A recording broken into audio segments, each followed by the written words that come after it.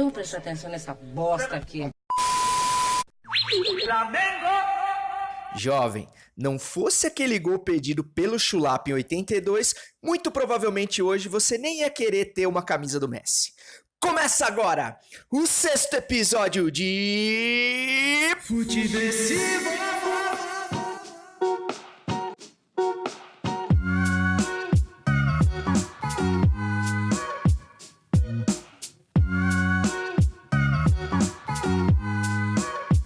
Seja muito bem-vinda, seja muito bem-vindo, eu sou César Cartoon e esse é o Futeversivo número 6, em clima de final, já que, como todos sabem, e os flamenguistas não nos deixam esquecer, não é mesmo? Dia 23, mais conhecido como amanhã, tem a grande final da Libertas 2019 em Lima, lá no Peru, por conta de excessos de prosperidade no Chile. Aliás, a prosperidade chilena que vem sendo importada a passos largos pelo Brasil, e a prova disso é o dólar, né? Que chega à meta histórica de 4,20. Então, parabéns a Paulo Guedes e companhia por mais esse feito. E mais você, pobre de direita aí que sonhava em conhecer os States na nova era, pode realizar o seu sonho e tirar uma bela selfie em frente à Estátua da Liberdade, junto da loja da Havan mais próxima da sua casa, com toda a comodidade, sem precisar sair de casa. Lembrando que você pode sim entrar em contato com este programa através do futeversivo@gmail.com, deixando lá a sua dúvida, a sua crítica, a sua sugestão de pauta ou mesmo dilemas existenciais mais complexos. Estarei lá para te ler, para te ouvir e para, quem sabe, compartilhar a sua mensagem aqui num próximo episódio. E falando nisso, em salvos, você também pode, aliás, falar comigo ali através do @CésarCartoon, Cartoon com U e M de Maria no final, 1, assim por extenso. E eu tenho recebido muitos feedbacks lá e fico muito feliz sempre quando chega mensagem nova. E não foi diferente essa semana, cara. Queria agradecer aqui ao Paulo César, o pai da Elô, que é gremista lá do Sul, esqueci a cidade dele. Mas o cara me escreveu uma mensagem super gratificante, assim, de ler, elogiosa, falando do Futeversivo, de como ele tava ouvindo e de como ele já tá na lista ali de podcasts preferidos dele, ao lado de podcasts que eu super admiro. Então, realmente, esse tipo de feedback me dá realmente muito gás para continuar, enfim, muita satisfação em seguir em frente com esse projeto. Valeu aí, Paulo César. Não vou ler a sua mensagem aqui em loco para não ficar lendo elogio, não é mesmo? Mas fiquei muito feliz, valeu pelas palavras aí. Paulo César, aliás, que tá puto da cara com o Renatão Gaúcho, não poderia ser diferente, por conta das últimas declarações aí lamentáveis do Renato a respeito, corroborando com o Bolsonaro, né? E é claro que o Renato tem direito à opinião pessoal dele, política, ideológica, mas o grande problema disso é quando o cara veste a farda de um clube, de uma instituição que é muito maior que ele, tem opiniões muito plurais, muito diversas e se posiciona falando em nome do clube.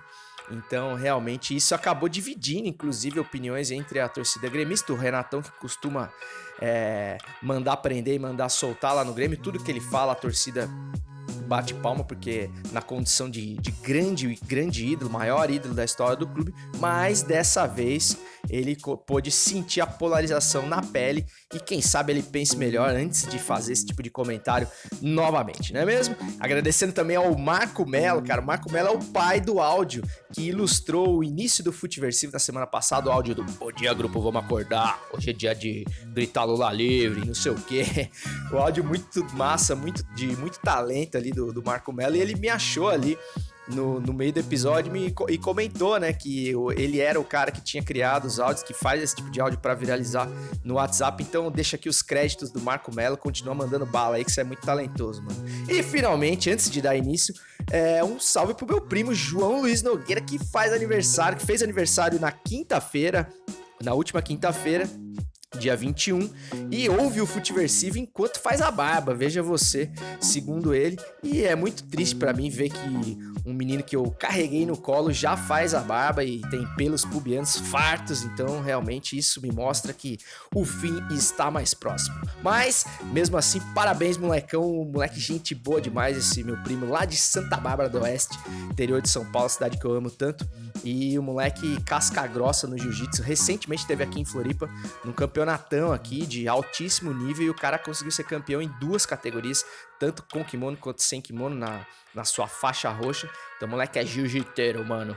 Muito boa sorte aí nos teus projetos aí, pra tua família, beleza, João? Tamo junto. Bom, feito aqui os agradecimentos pra você que dá essa moral pro Futiversivo, mas não nos desviemos do nosso curso, porque hoje é dia de Flamengo. Então, bora tratar dos assuntos relacionados à melhor invenção do homem depois da cerveja. E hoje vale a pena você ficar aqui até o final, bicho, porque nesta jornada teremos depoimentos de um dos apresentadores do Desimpedidos, o @Chikungunya, direto de Lima, no Peru. Ele vai passar ali todas as sensações de quem tá lá em loco, na terra da final. Então aguarde aí.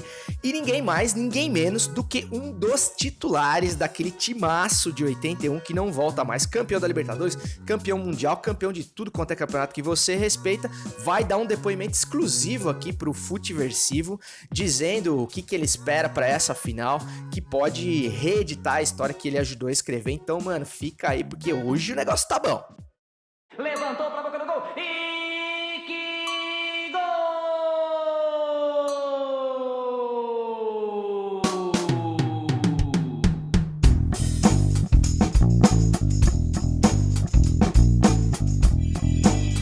Eu vou com você nessa, garotão!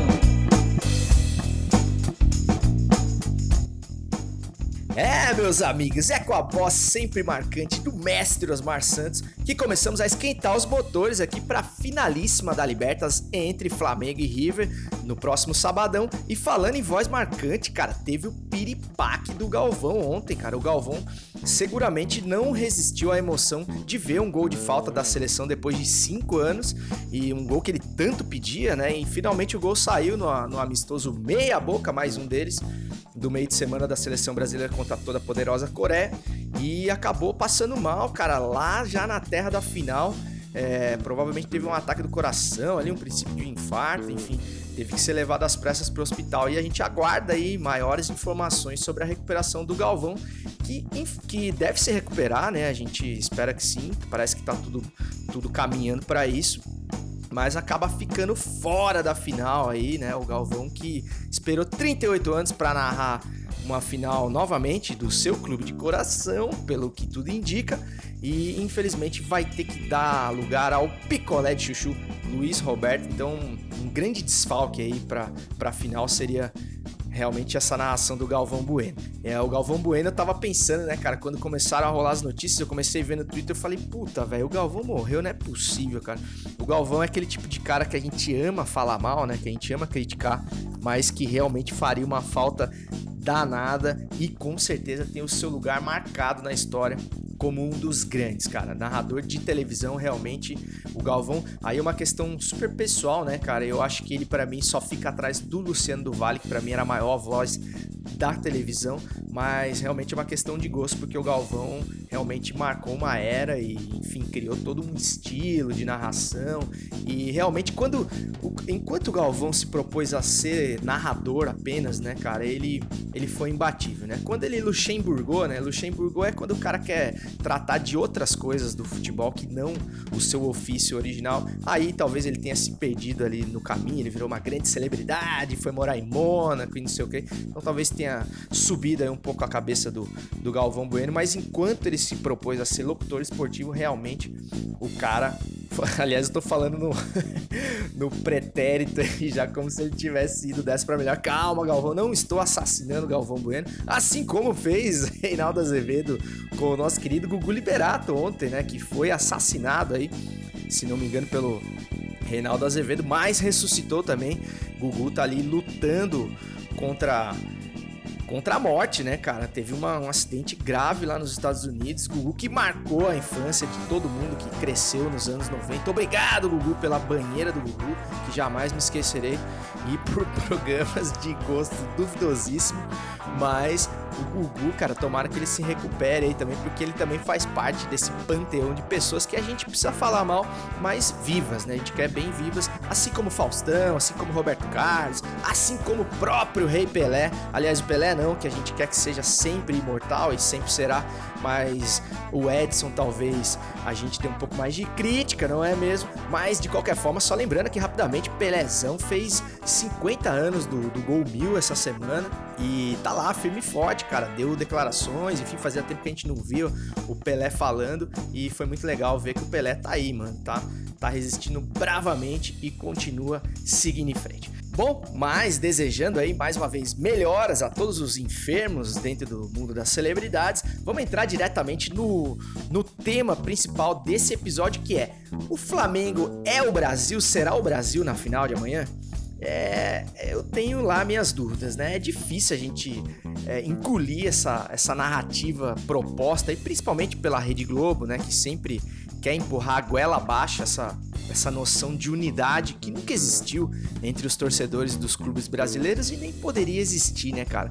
O país é enorme, de dimensões continentais, multicultural, multifacetado, polarizado.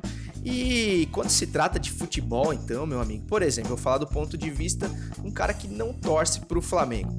Vou torcer pro Flamengo amanhã? Cara, vou, porque, por exemplo, eu sou um produtor de conteúdo, eu sou um cara que gosta de ver um futebol bem jogado. Acho que a vitória do Flamengo é, acima de tudo, a vitória de um futebol bem jogado, de uma proposta de jogo que me agrada demais, né? Eu vi uma coluna do Juca Kfouri ainda hoje dizendo que se a seleção de 82 tivesse ganhado aquela Copa, não ganhou por pouco, talvez a história do futebol hoje pudesse ser diferente. Realmente, cara, poderia ser. Aquela filosofia de trabalho teria chegado lá, teria sido validada pelos que só acreditam em resultados, que não é o meu caso, e quem sabe a gente poderia ter a implementação de um estilo de jogo que se perpetuaria até hoje, seria maravilhoso, mas não foi isso que aconteceu. E quando veio uma seleção dura, uma seleção chata de ver, como a de 94, mas ganhou o título, todo mundo teve que engolir. Então talvez se o Flamengo perde hoje, os catedráticos, os caras que estão loucos para tirar pedra, e tem muita gente que tá afim de fazer isso, até por corporativismo e tal, pela questão do técnico gringo, a xenofobia e tudo mais, essas pessoas que querem que isso aconteça, essas pessoas que têm esse tipo de preconceito, de resistência, vão ter essa carta na manga. Então torço pro Flamengo, principalmente por causa disso, e porque eu acho que vai dar assunto pra caramba o Flamengo realmente quando chega, o Flamengo quando tá na alta ou quando tá na baixa, realmente tudo é superlativo, e pra quem gosta de futebol, isso é sempre positivo. Mas, cara, não é o caso da maioria da galera. Quem torce pra outro time quer mais é que o Flamengo perca, enfim, torcedores do Rio principalmente, rivalidade ali acirrada, aquela rivalidade do dia a dia ali com o brother do trabalho. Você acha que um vascaíno, um botafoguense vai torcer pro Flamengo? Cara, não tem condição, sabe? Então, eu acho que não tem problema nenhum na secada também, até porque o torcedor do Flamengo, caso venha a ganhar o título, ele não vai querer comemorar junto comigo, que sou corintiano, junto com os co-irmãos do Rio de Janeiro, os torcedores do Fluminense, do Botafogo. Ele vai tirar uma onda com todo mundo, com toda a razão, e vai querer comemorar com os seus. Então acho que vale a secagem, ou vale você torcer a favor, que vai ser o meu caso, mas também sem maiores euforias, porque aqui é Corinthians, certo? E também lembrando que o Flamengo, cara, caso o pior aconteça, pode comemorar um título na ressaca da vida, né, cara? O Flamengo pode ser campeão brasileiro nesse domingo sem jogar, e em caso de derrota lá em Lima, no Peru, pode voltar para casa aí tendo que comemorar o título brasileiro aí com cara de bunda idosa, né? Então, realmente é uma tragédia de proporções aí que acaba até jogando uma água no chope do título brasileiro mais que merecido do Flamengo, né? E o que a gente pode observar também, cara, nesse fenômeno final num jogo só, que é um fenômeno muito novo pra gente aqui da América do Sul, eu, a princípio, sou contra, né? Acho que a gente não tem que ficar imitando Champions League, a nossa vibe é outra, e o mata-mata é uma característica muito forte do futebol sul-americano, fator casa, as características tão diferentes entre os países fazem parte do nosso espetáculo, acho que é um dos atrativos, mas enfim, afinal, num jogo só, daqui a pouco terei um depoimento de quem está lá direto de Lima e vai falar pra gente sobre o clima da cidade e tudo mais, é uma coisa diferente, mas a questão de ser jogo único faz com que realmente a imprensa gaste o assunto ao limite, assim, ao extremo, assim, né? E você começa a ver, inclusive, as rivalidades entre as imprensas, os jornalistas de diferentes regiões do país, né? Você tem a imprensa carioca, a imprensa global ali como um todo, que a grande maioria se identifica muito com o Flamengo, para não dizer que é torcedor roxo, e então você vê aquele otimismo exacerbado até realmente sobre o time, existe um certo exagero. Se você analisar friamente, cara, o Flamengo foi um time que deu liga, cara, deu aquela liga mágica, aquela química que acontece com um time de futebol, apesar, é claro, de todo o esquema de jogo revolucionário do Jorge Jesus para o Brasil, né, revolucionário para os nossos padrões, muito atrasados taticamente.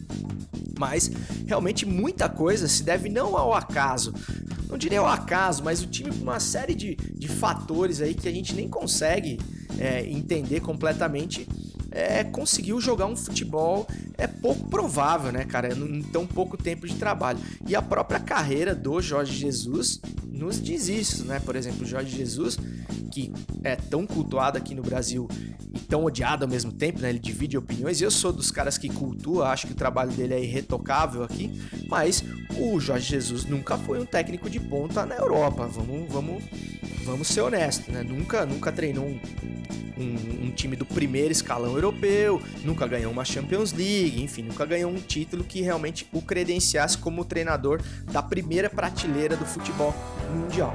Mas aqui no Brasil, com um futebol completamente atrasado, um futebol conservador, um futebol medíocre, mediano, pífio, patético e resultadista, como diria Mauro César Pereira, ele realmente nadou de braçada e tem todos os méritos, mas realmente a imprensa, sobretudo carioca, tá numa empolgação, numa embriaguez até compreensível, mas que acaba esquecendo aí de alguns pontos que uma frieza maior na análise poderia trazer. E por outro lado, você vê a imprensa paulista, né, cara, que critica também mais do que deveria, né, que tem aquele rancinho, aquele ciúminho, aquela treta São Paulo e Rio, tem uma certa dificuldade em admitir os méritos desse time, desse trabalho e do Jorge Jesus como um todo, né? Então, a qualquer lampejo de um Luxemburgo da vida ali, você vê que os caras, os mais ressentidos ali, já saem do armário e já começam a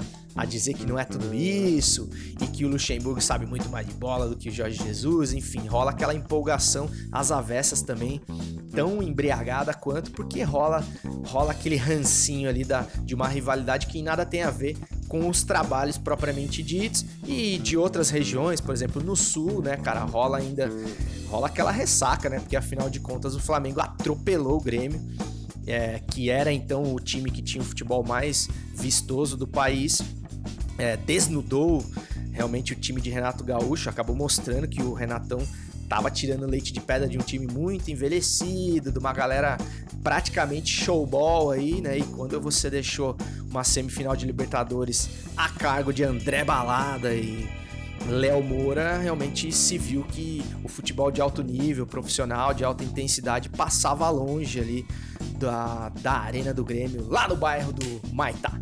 Mas voltando aos preparativos do Flamengo, cara, gostaria de falar um pouco do Aeroflá, né, cara? O Aeroflá, um fenômeno realmente que impressiona, e aí nada tem a ver com salto alto, com já ganhou. É um fenômeno da torcida completamente espontâneo e mostra força, ponto final, cara. A torcida do Flamengo é enorme, é maior do que a maioria das torcidas aí da América, e tem que mostrar isso, cara. É um ponto a favor seguramente, e você meter 10 mil cabeças numa saída de aeroporto realmente é algo que impressiona, que dá uma moral pro time, né, cara? Então, e outras 50 mil são esperadas no Maracanã para acompanhar o jogo em loco. Os torcedores que não conseguiram ir para Lima, no Peru, aliás, quem conseguiu ir para Lima é praticamente um herói, né, cara? Porque até pouco tempo atrás, a final seria no Chile, né? Então muita gente já comprou uma passagem completamente inflacionada, né,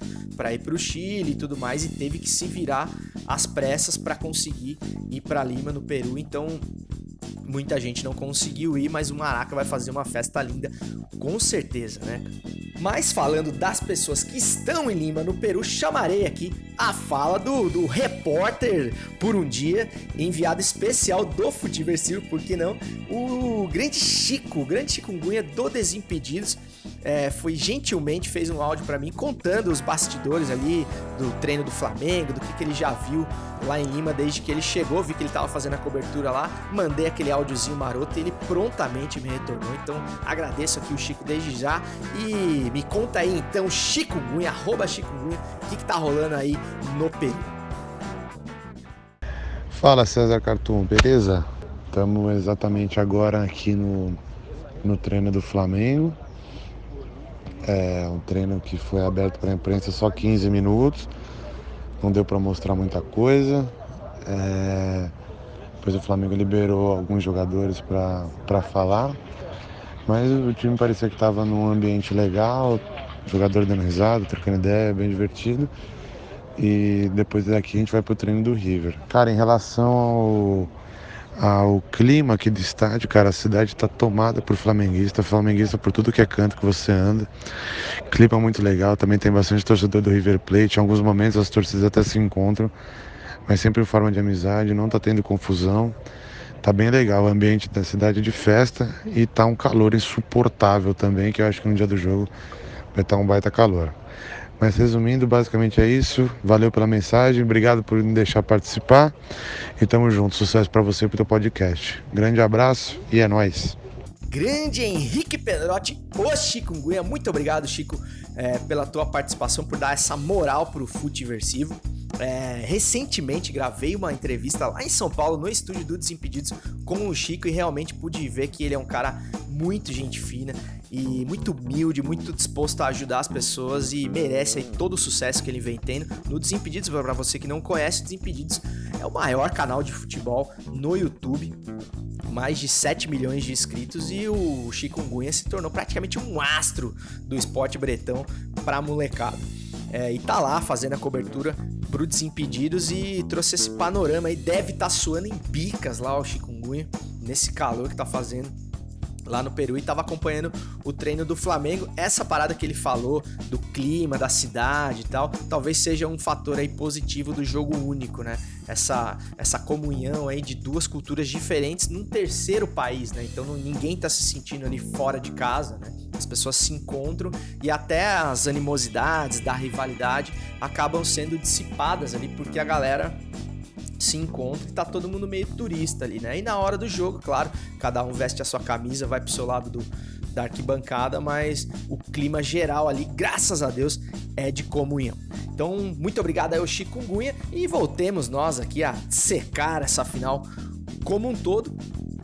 Outra coisa também que me chama a atenção nessa final é o impacto aí do fator externo no time do Flamengo, né? O time do Flamengo é um time experiente, só que não em Libertadores, né? Vejam vocês que só o William Arão, o Cachopa, já foi campeão dessa competição. Aliás, foi campeão da Libertadores e Mundial, porém como banco do grande Ralf, volante do Corinthians, em 2012. Cara, eu como corintiano confesso que eu não lembrava que o William Arão tava nesse grupo. Ele não chegou a jogar, mas estava lá, compôs o grupo, participou dessa experiência vitoriosa de Libertadores. Então isso tem muita validade, mas é pouco, né? Se você pegar os principais caras ali, né? O Rafinha, Felipe Luiz, Gabigol, são caras que estão acostumados a um futebol. No caso do Rafinha e do Felipe Luiz, principalmente, eles estão acostumados a um futebol de alto nível, mas um futebol de condomínio, né? Que é o futebol da Champions League, né? Um futebol grama sintética, escolinha de futebol, tudo certinho, musiquinha, tudo organizado e tudo mais, tudo na hora certa, cronograma, né? Cerimonial. E na Libertadores a gente sabe que o buraco é bem mais embaixo, né? Tem os fatores Conmebol ali que esses caras não estão acostumados, e a gente tem que ficar atento, porque eu não duvido nada que possa acontecer ali uma comembice ali de última hora, seja no VAR, seja na questão da arbitragem. Todo cuidado é pouco, e aí a gente tem que falar do fator emocional, né? Por exemplo, o próprio Rafinha, Felipe Luiz, Bruno Henrique e o Gabigol, que adora pegar uma pilha, são os caras ali que talvez possam se complicar dependendo do contexto, né? Um jogo muito quente, um jogo pegado, são os caras que costumam, pela personalidade, né, que por um lado é muito positivo, são os caras que vibram com o jogo, ao contrário de Paulo Henrique Ganso e Alexandre Pato, mas esses caras realmente eles reagem, né? Eles respondem às provocações, e numa final única, 90 minutos, cara, qualquer cartão amarelo ali fora de hora pode custar muito caro, então tomara que o Portuga esteja trabalhando aí o psicológico da rapaziada para todo mundo entrar no flow aí e apenas jogar futebol. E finalmente tem o time do River, né? Porque há um adversário de peso do outro lado, não nos esqueçamos disso. E os Milionários de Buenos Aires, né, o lado mais abastado de Buenos Aires, é o atual campeão, busca o bi seguido da Libertas e o 5º título no total, ou seja, é uma camisa que entorta qualquer varal de condomínio, não é mesmo? Eliminou o arquirrival na semi, aliás, o Boca vem sendo um freguês recente aí do River, né? Perdeu a final do ano passado da Colonizados da América, né? Aquela bizarrice que aconteceu na Espanha por incompetência da América Latina em organizar um jogo de futebol, vejam vocês.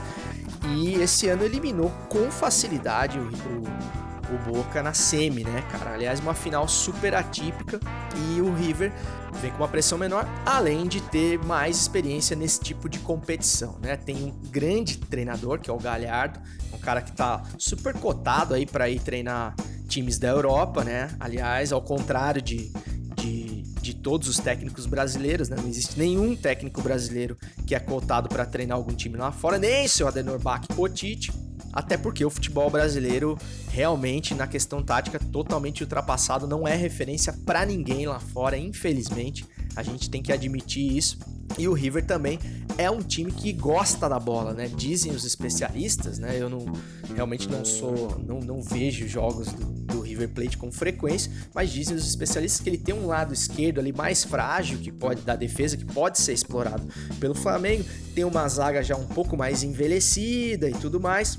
Mas o fato é que esse time do River há muito tempo também não joga pra valer, né? Até por conta da semifinal, que foi uma semifinal meia boca, com o perdão do trocadilho, que não exigiu do time do River tudo que ele pode dar. Então é realmente um jogo, cara, que vai atrair os olhos do mundo até por isso, porque a gente realmente não sabe o que vai acontecer, o que a gente pode esperar de fato desse time do River na hora do vamos ver, sobretudo com um time como o Flamengo, que é um time que agride o tempo todo e agride por todos os lados, né, cara? Você nunca sabe por onde esse time do Flamengo vai tentar finalizar as jogadas, então realmente vai ser um jogaço de bola, e realmente eu imagino a ansiedade do torcedor flamenguista, porque eu, como sapo de fora nessa final, já tô ansioso. Imagina pra quem torce pro Mengão, haja coração, aliás, coração que acabou faltando um pouco pro nosso queridíssimo Galvão Bueno, lembrando dele mais uma vez, melhora seu Galvão.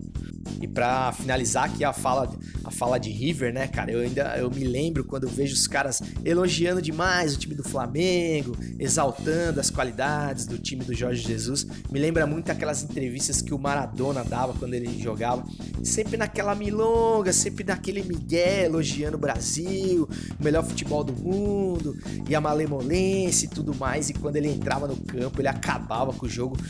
Caso de 1990, né, que ninguém esquece, ele, Cláudio Canídio. Então é bom ter muito cuidado com esse papinho aí dos argentinos, porque na hora do vamos ver, com certeza os caras vão se doar até o final e vão vender caro esse título pro Flamengo. Agora, o que vai acontecer de fato, meu amigo, só mesmo amanhã às 5 horas da tarde, tomando aquela bem gelada. E é por essas e por outras que o futebol é sem dúvida o esporte que mais cresce no Brasil depois da rachadinha. Quem indica? Chegando Quem Indica de hoje, quadro que tem a pachorra de te indicar um conteúdo, seja em filme, série ou livro, para você consumir aí no seu final de semana ou quando você bem entender.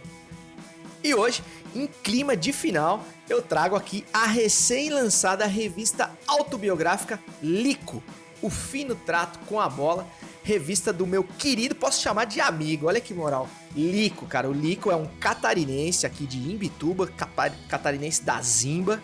Se você não tá lembrando desse cara, ele foi simplesmente titular do time que ganhou o Campeonato Mundial de 81, a Libertadores do mesmo ano, Campeonato Carioca, Campeonato Brasileiro, enfim, ganhou tudo na década de 80, e o Lico era o camisa 11 daquele célebre time, ao lado de Zico Adílio Júnior, fazendo a bola rolar, naquele time que nenhum flamenguista esquece e que tenta esse ano repetir os feitos de 38 anos atrás. O Lico jogava demais e ele tá lançando essa revista, que é uma revista autobiográfica ali, com o prefácio do tradicional comentarista catarinense aqui, Roberto Alves, uma revista ilustrada muito bonita, que conta toda a história do Lico. Poderia inclusive ser um livro nessa revista, desde da família, do nascimento do Lico lá em Imbituba, o Lico que foi em Graxate, que era vascaíno na infância, né? Eu sou obrigado a dar essa cornetada no Lico aqui. Passou por vários times aqui de Santa Catarina,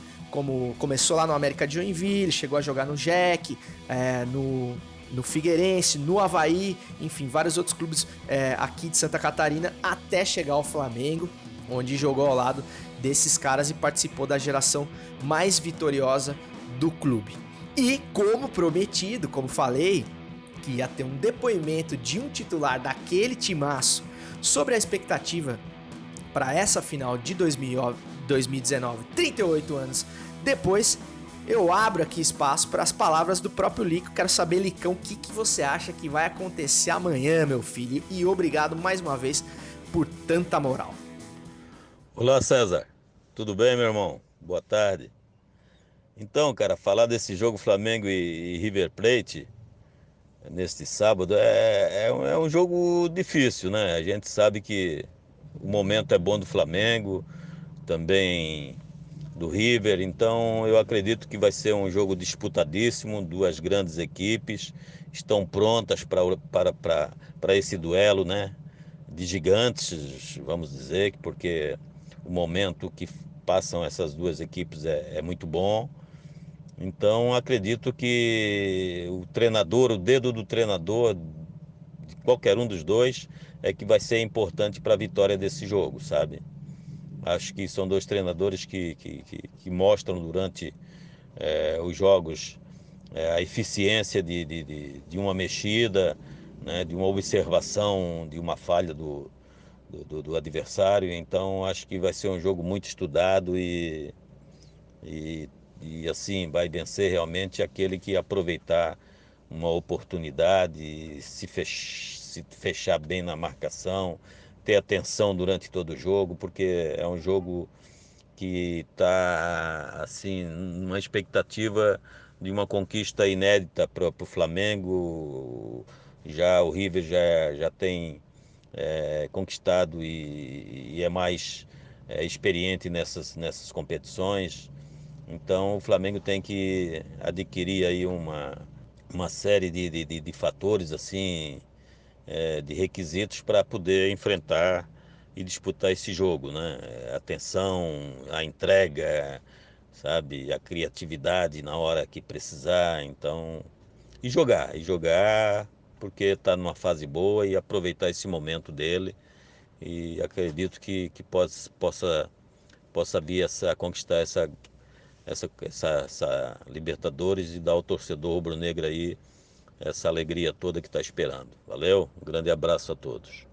Grande Lico, cara. É muito massa quando você vê um cara assim por televisão, enfim, por fotos e tudo mais, e você ter a oportunidade de conhecer pessoalmente e ver que ele também é um ídolo fora de campo. O Lico é um cara gente finíssima, extremamente acessível. Inclusive, vou dar mais uma ostentada aqui, que hoje eu tô insuportável, né? Tive a moral de entrevistar o Lico recentemente, e essa entrevista tá lá, uma entrevistona, cara, de meia hora ali, tá lá no canal do YouTube, no César Cartoon. Meu canal tá meio abandonado, lá tá meio paradão, por conta até do Futiversivo, mas tem vídeos lá que eu me orgulho muito. Tem entrevista com o Chikungunya, que falou agora há pouco, outra entrevista lá, direto do estúdio dos Desimpedidos, e essa entrevista com o Lico foi muito especial.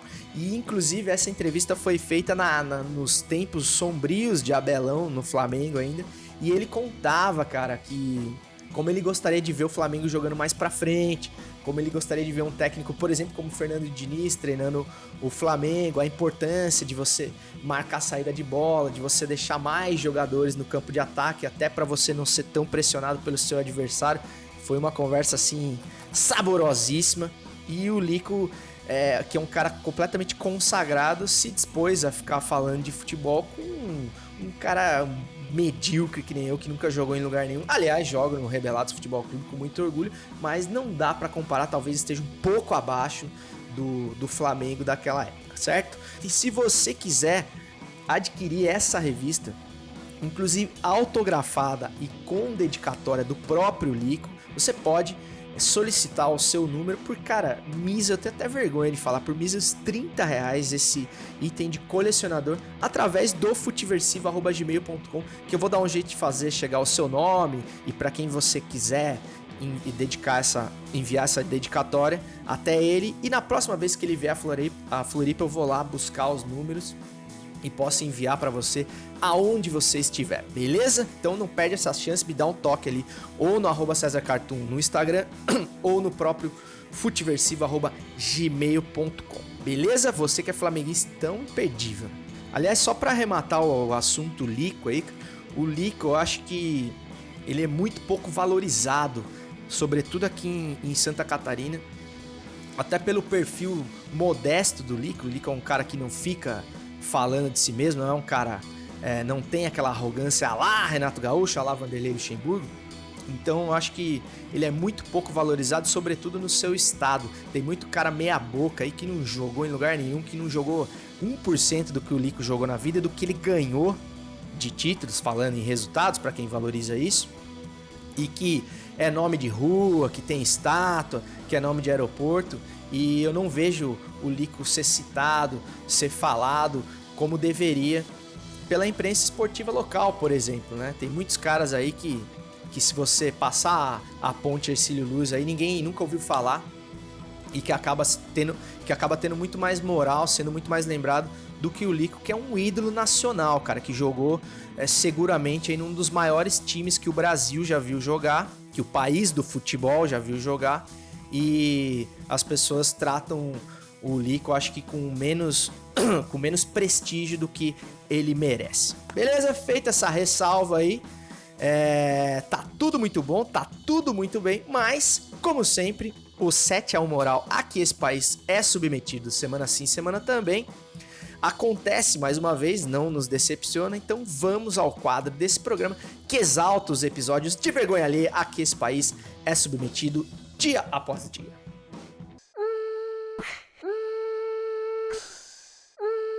É o gol da Alemanha.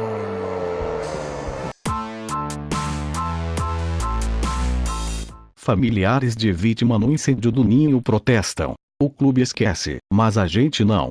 Em memória das vítimas do incêndio no Ninho do Urubu, 3 familiares de Samuel Thomas Rosa, ex-lateral da base, fizeram uma manifestação na entrada do CT do Flamengo. Bom, o Ninho do Urubu fica localizado no bairro de Vargem Grande, na zona oeste do Rio de Janeiro, e é utilizado para treinamentos do elenco profissional e das categorias de base. Vamos aos mortos dessa tragédia, porque essas pessoas têm nome e têm família. Arthur, Átila, Bernardo, Christian, Jedson, Jorge, Pablo, Riquelmo, Samuel e Vitor, todos entre 14 e 16 anos. E os feridos que foram identificados são Cauã Emanuel Gomes Nunes, de 14 anos, Francisco Diogo Bento Alves, de 15, e Jonathan Cruz Ventura, também de 15 anos.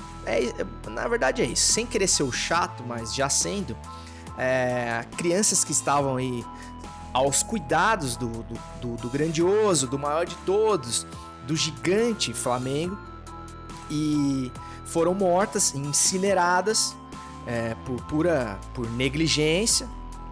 E até agora, apenas 9 meses e meio depois do acontecido, apenas 3 famílias chegaram num acordo com o clube para receber algum tipo de indenização. Ou seja, além de perder o filho, o cara tem que lutar na justiça, enfrentar uma batalha judicial para receber qualquer tipo de compensação financeira, que a gente os valores não são divulgados, né? Então, qual seria o valor pertinente para amenizar uma perda dessa, né? Mas mesmo que fosse um valor assim absurdo, um valor fora de qualquer padrão, que eu duvido muito, isso não mudaria em nada a realidade dessas pessoas totalmente manchada por uma tragédia, por uma perda irreparável, né? Então você vê um Flamengo aí arrotando a abundância financeira, números astronômicos, contratações internacionais, né? Você vê o Flamengo falando de trazer Ibrahimovic pro ano que vem, trazer Cavani, Neymar Júnior já foi, né, ventilado nos corredores da Gávea. Inclusive, seu Neymar pai, esses dias esteve na Gávea, não sei fazendo o quê. Quer dizer, dinheiro não deve estar faltando no Flamengo. Porém, ninguém foi punido. Assim como nesses casos bizarros que acontecem, né? Por exemplo, o caso da Boate Kiss, onde total de 0 pessoas estão presas. O caso do avião da Chape, que também foi um caso de pura negligência e ganância. E de tantos outros, né? Você vê aí que o tempo passa, o tempo voa e as punições ou não acontecem, ou são muito brandas, ou são tão demoradas que esse tempo só potencializa a dor das famílias, né? E aí você vê lá, se o Flamengo for campeão, se tudo der certo, vai ter com certeza lá uma faixa em homenagem aos meninos do Ninho, mas e daí, cara? Se eu fosse pai de um desses moleques, eu estaria cagando literalmente pro Flamengo, pra final, pro futebol, pro Jorge Jesus, pro Gabigol, pro raio que o parta, cara. Eu queria saber por que colocaram por que eu confio um filho a uma instituição tão grande e ela colocou o meu filho dentro de um container esmagado com mais 15 moleque pra ser morto por um ar-condicionado mal instalado, cara. Tipo assim, é um absurdo que uma criança perca uma vida por conta de um erro tão bizarro, sabe? Aí você acaba chamando isso de fatalidade, enfim, de acidente. E cara, na boa, não condiz, isso não poderia ter acontecido. Se as instalações novas ainda não estavam prontas, essas crianças não poderiam ter sido colocadas lá, elas não poderiam ter sido recebidas pelo Flamengo. O Flamengo teria que admitir que não tinha condições adequadas para receber crianças que foram confiadas por suas famílias ao maior clube do Brasil, e esse mesmo clube não vai devolver essas crianças nunca mais e não tem dinheiro que pague. Isso que aconteceu, essa mancha irreparável na história do Flamengo e dessas famílias, e nem o mínimo que se poderia fazer, que era, os caras já tinham que dar uma bolada para cada pai dessas crianças antes de entrar com o processo, antes de qualquer coisa, só para tentar de alguma forma afagar essas famílias que na sua maioria também são famílias de poucas posses, famílias mais humildes. Isso talvez acalentaria um pouco a dor dessas famílias. Eles poderiam de repente fazer um bom uso desse dinheiro e tudo mais, enfim, não ia resolver muita coisa, mas é muito melhor do que o cara ter que lutar na justiça contra o clube que matou o filho dele, beleza? Inclusive, se você tem aspirações de ver o seu filho se tornar um jogador de futebol, o jogador que você não foi, sabe? Você que é aquele boleirão meio frustrado, peladeiro, e que daí bota todas as suas fichas no seu filho, toma cuidado para ver se é isso que talvez você quer pra sua vida, né, cara? Porque realmente, se o maior clube do Brasil presta esse tipo de serviço às categorias de base, deixa os meninos nessas condições, imagina os menores clubes, né? Então acho que é uma reflexão que vale ser feita aí pelos pais de crianças aí, de pseudo-jogadores, de pseudo-boleirinhos Brasil afora. Bom, realmente esse assunto é muito denso e dá uma certa brochada nesse clima tão legal de final, mas é algo que precisa ser falado, que não pode ser esquecido, porque ele já vem sendo esquecido. Então eu me comprometo aqui a ser o mala da vez e lembrar as coisas que passam desapercebidas, sobretudo nesse momento de empolgação nacional. Mas, feito aí o gol da Alemanha, mais um gol da Alemanha, vamos ao quadro que revela a bebida, o líquido que hidrata a garganta e mente desse podcaster que vos fala e torna esse episódio com certeza muito mais fluido.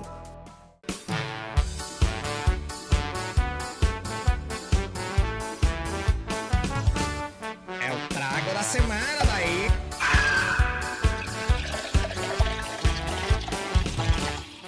Rapaziada, chegando o trago da semana. Eu acho que eu nunca fiquei tão nervoso, tão ansioso pra fazer um trago da semana como dessa vez, porque hoje tá sim na hora de mostrar que realmente este quadro do Futiversivo não é elitista, não faz apologia à gourmetização da cerveja. Então vamos sim falar de uma cerveja popular, porque é muito fácil vir aqui cagar regra, falar que a cerveja tem que ser do povo, que a cerveja tem que ser barata, que você tem que tomar tudo quanto é tipo de cerveja, e fazer o trago da semana sempre tomando uma ipinha, tomando uma APA, tomando cervejinha de trigo. Então hoje nós vamos sim falar de uma Skol. Sim, meus amigos, vamos falar da Skol, mas não é qualquer Skol também, vai Skol puro malte.